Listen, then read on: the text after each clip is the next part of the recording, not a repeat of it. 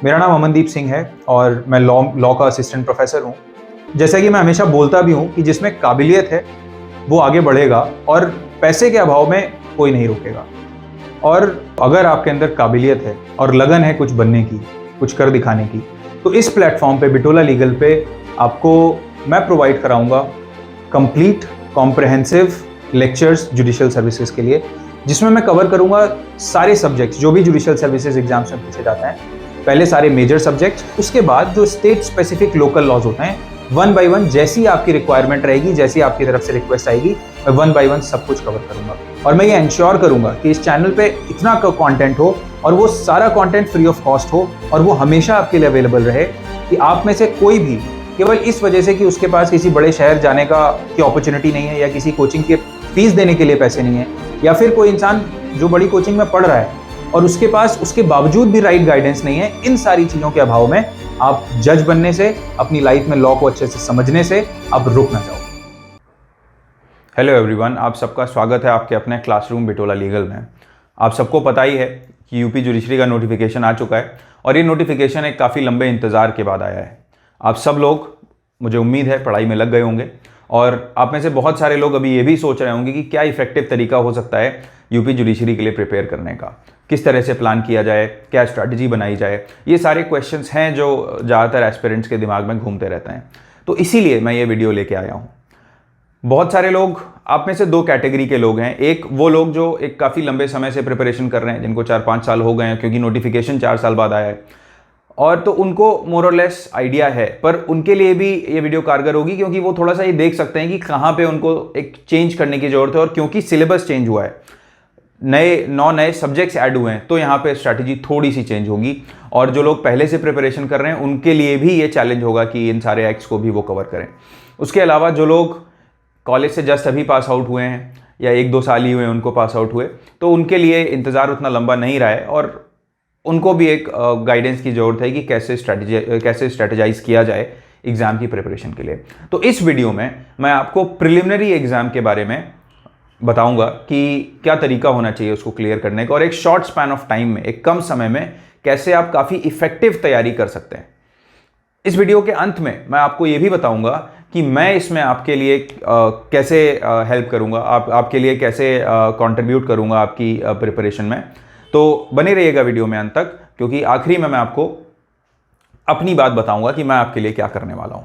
और निश्चित तौर पे मान के चलिए कि मैं आपके लिए एक काफ़ी अच्छी चीज़ लेके आने वाला हूं, जिससे आपकी काफ़ी हेल्प होगी एग्ज़ाम में और आपका जो टाइम है वो भी कम कंज्यूम होगा, राइट। तो आइए पहले हम समझ लेते हैं कि जो सिलेबस है, चेंज सिलेबस क्या है।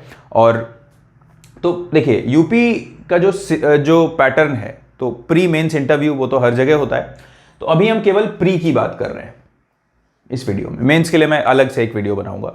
तो अब प्री में 2 पेपर होते हैं, राइट। पेपर 1 होता है जीके का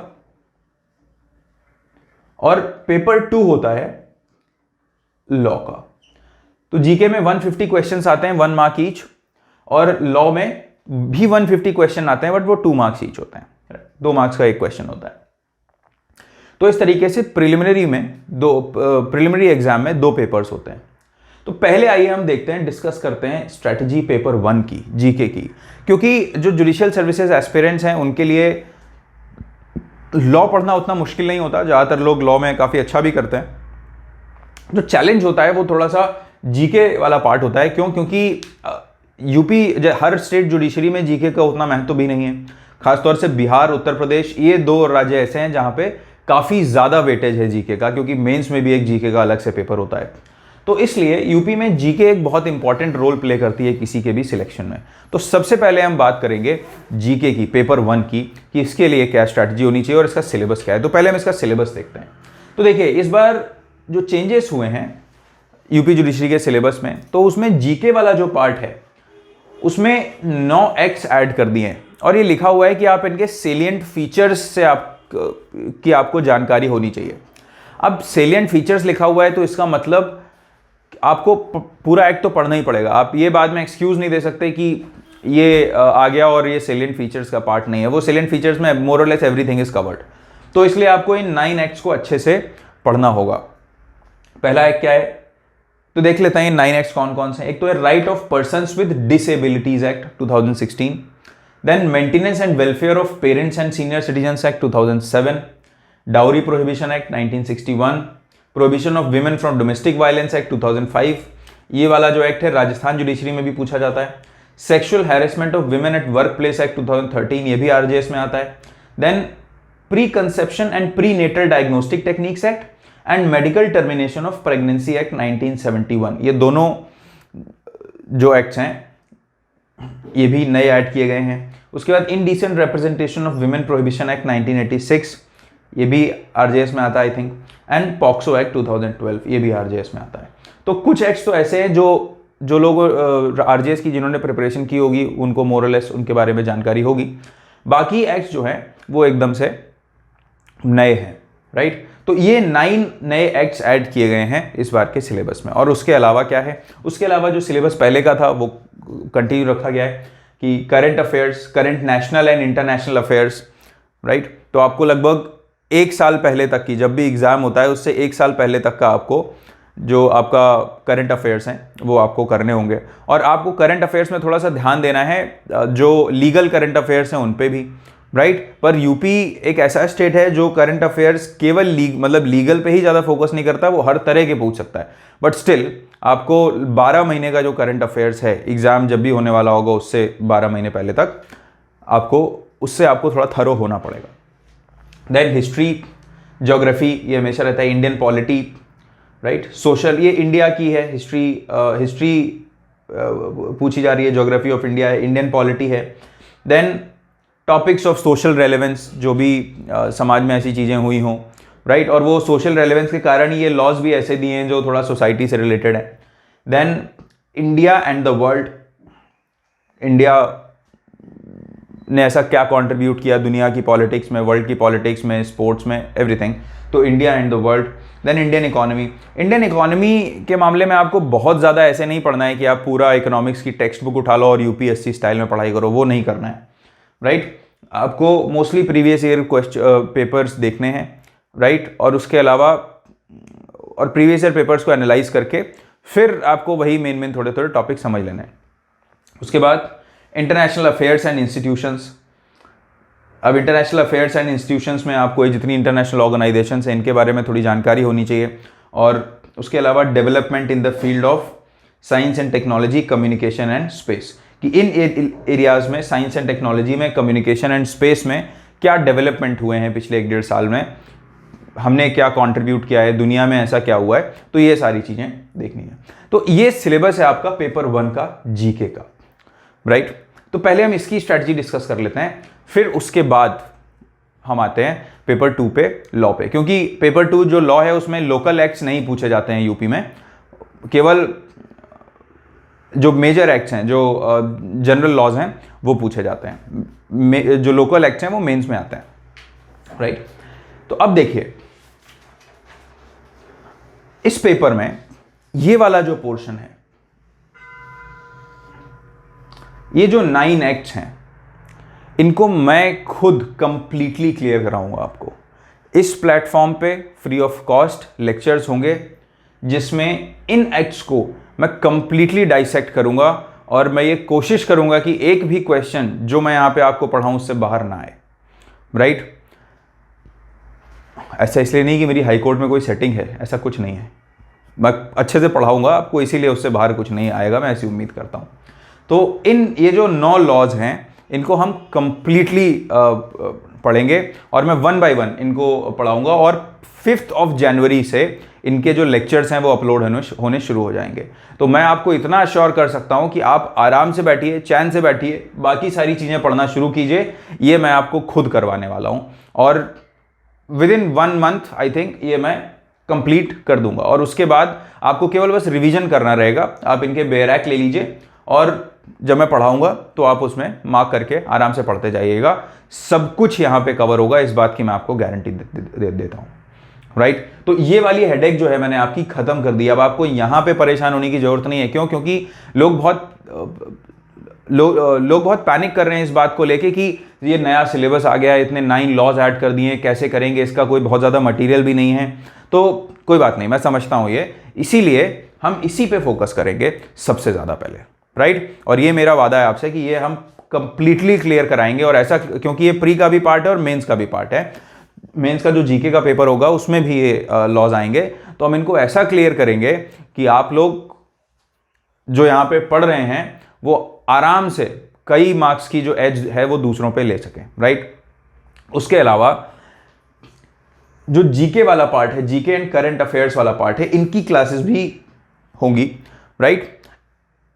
जीके और करंट भी हम कवर करेंगे, इसमें हम आपका रिवीजन भी कराएंगे और करंट अफेयर्स के जो लेक्चर्स हैं वो भी रखेंगे, और जीके भी हम 1 by 1 कवर करेंगे। क्योंकि जो मेजर एरिया है, मतलब मेरा जो कंसर्न है वो ये है कि बाकी जो मेजर लॉज हैं वो आप सबको आते हैं, वो सारे जुडिशियल एस्पिरेंट्स पढ़ते हैं, वो स्ट्रगल इन्हीं कुछ चीज़ों में करते हैं। जैसे अगर कोई नया सिलेबस ऐड हुआ, उसका मटेरियल नहीं है, तो वहाँ पे उनको हेल्प चाहिए होती है, तो इसलिए मेरा प्लान है कि मैं आपको ये सारे लेक्चर्स दूंगा। उसके अलावा जो जनरल नॉलेज पार्ट है, बहुत सारे लोग मैंने देखा है जो लॉ वाले होते हैं, बहुत अच्छे लॉ स्टूडेंट्स भी होते हैं, वो भी जनरल नॉलेज में स्ट्रगल करते हैं, तो ये भी हम यहाँ पे इस प्लेटफॉर्म पे कवर करेंगे, राइट। तो ये 2 चीज़ें मैं आपके लिए इस पेपर में करने वाला हूं। अब इनका तरीका क्या होना चाहिए पढ़ने का, तो बेसिकली देखिए, सबसे पहली बात यह है कि जनरल नॉलेज वाला जो पोर्शन है, मतलब ये वाला जो पोर्शन है, आपको बहुत सारे लोग ऐसे मिलेंगे जो बोलेंगे कि उत्तर प्रदेश जुडिशरी यूपीएससी के पैटर्न का जीएस पूछता है। ऐसा नहीं है, बिल्कुल गलत है। उन लोगों के चक्कर में आप बिल्कुल मत पढ़िएगा। आप ऐसा मत कीजिएगा कि आप उठा के बिल्कुल यूपीएससी लेवल की किताबें सारी उठा के पूरा जीएस ही पढ़ रहे हैं आप, वो कोई बिल्कुल सही स्ट्रैटेजी नहीं है, राइट। उत्तर प्रदेश जुडिशरी में जीएस जो आता है वो सिविल सर्विसेज के लेवल का नहीं आता। आपको एक स्ट्रैटेजी बनानी पड़ेगी, आपको previous year question papers analyse करने पड़ेंगे।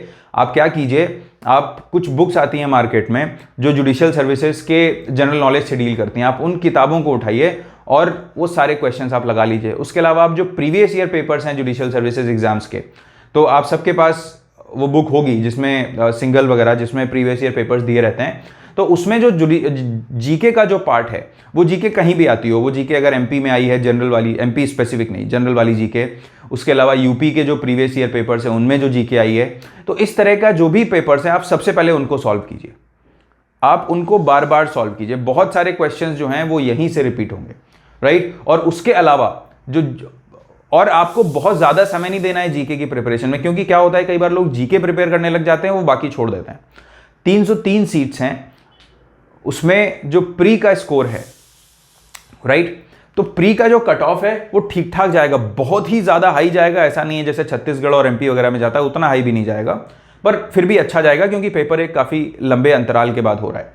तो इसलिए आपको जीके पे कमांड रखनी है, पर इसका मतलब ये नहीं कि केवल जीके पढ़ना है। आप अपने लॉ पे फोकस कीजिए, काफ़ी फोकस कीजिए, 300 मार्क्स का लॉ है, राइट, और वो आपको बहुत अच्छे से पढ़ना है। उसमें कुछ लॉज जो हैं, कुछ एक्ट्स जो हैं, वो मैंने ऑलरेडी अपने चैनल पे कवर कर रखे हैं, आप वहाँ से उनको देख सकते हैं, राइट, जैसे ट्रांसफर ऑफ प्रॉपर्टी एक्ट वगैरह हो गया।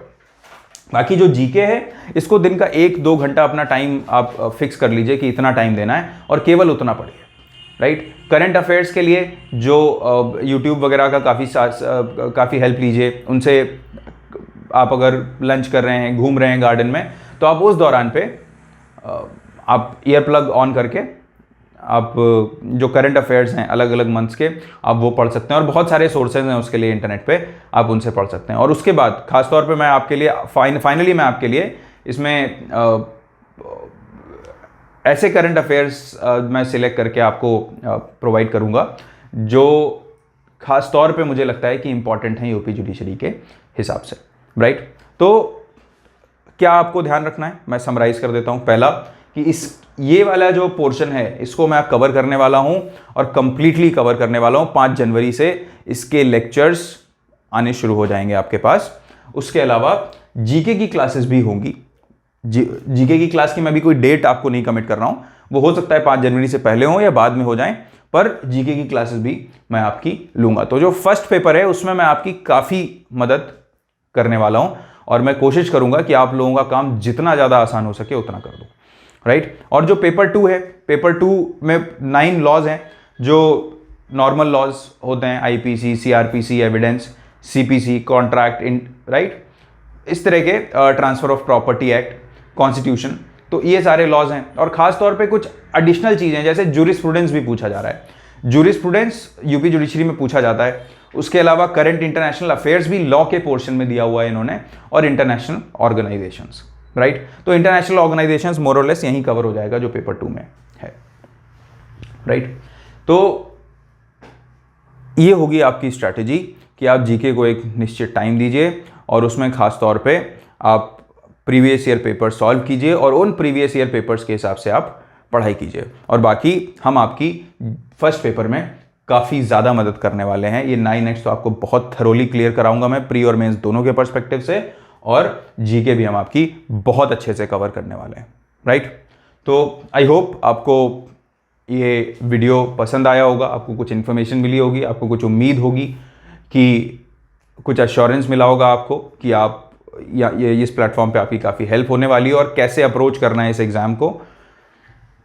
तो इसी उम्मीद के साथ कि आप एक्सेल करोगे इस एग्ज़ाम में और बहुत ही कम समय में आप अपनी प्रिपरेशन बहुत अच्छे से कर पाओगे, मैं अपनी बात यहाँ पे ख़त्म करता हूँ और हम मिलते हैं नेक्स्ट लेक्चर में। Thank you.